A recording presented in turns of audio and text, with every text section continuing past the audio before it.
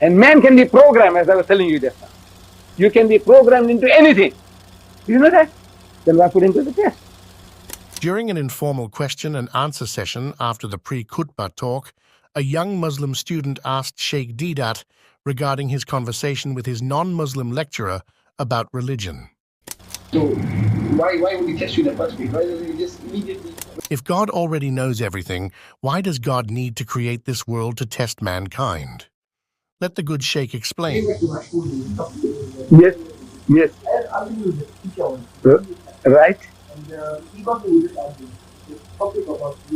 Right. Right. Now, why would he test you if he knows the result?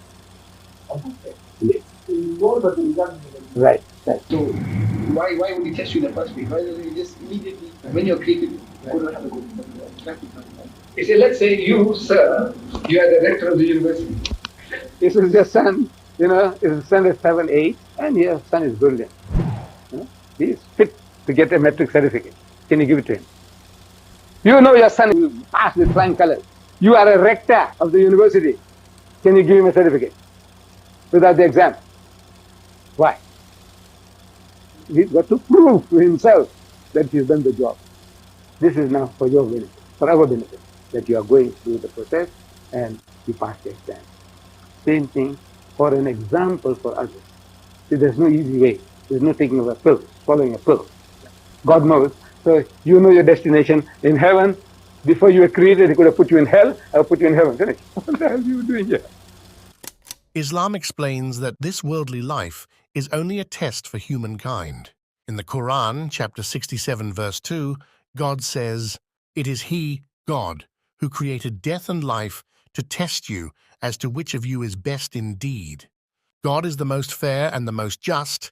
Therefore, our fate in the hereafter, after our hearing in the great court of God, would be unquestionably fair and just.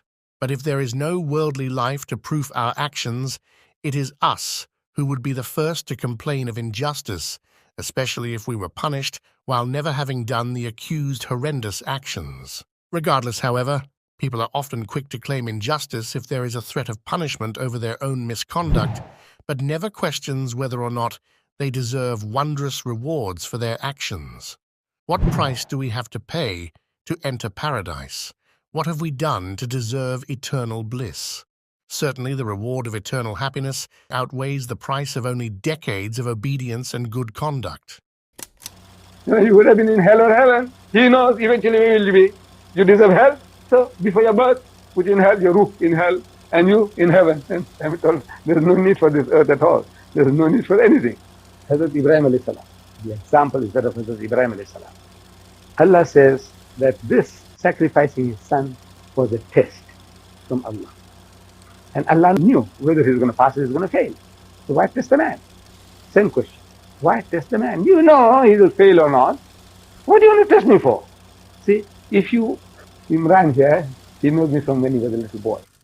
If he needs 10 rands, he thinks if uncle is around, if I got it, he says, uncle, hey, can you lend me 10 rands? Take it myself. He wants 50 rands. He says, uncle, can I have 50 rands? Is he testing me? No. But if he's not sure whether, I will help him or then he wants to try me out once in a while to see that whether uncle will, if I need it, will he? So he says, uncle, I need 10 rands or I need 50 rands. So he tested me out for the future. Then after a couple of days he returns it and says, thank you very much, uncle. But he was testing me. So Allah doesn't need that. He knows whether Ibrahim alayhi salam is fail or is succeed. Then why put him to the test?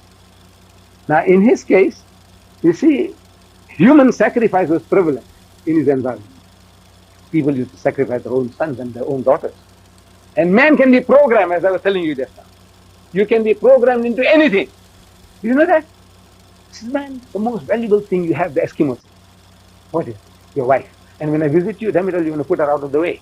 You want to give me tea, cake. What does it cost? But the most valuable thing you have, your wife. Where are you putting her? Out of the way. He said, look, man, the most valuable thing I have is my wife. I'm offering it to you. Programmed, brainwashed.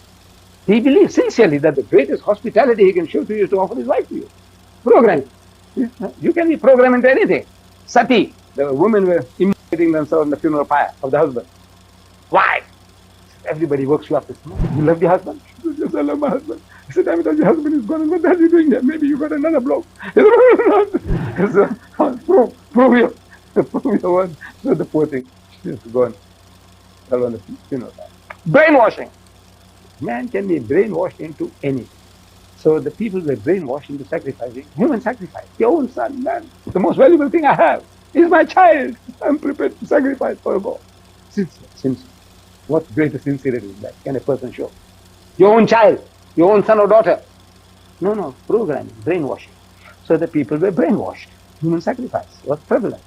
So God would say, hey, no. Doesn't make sense.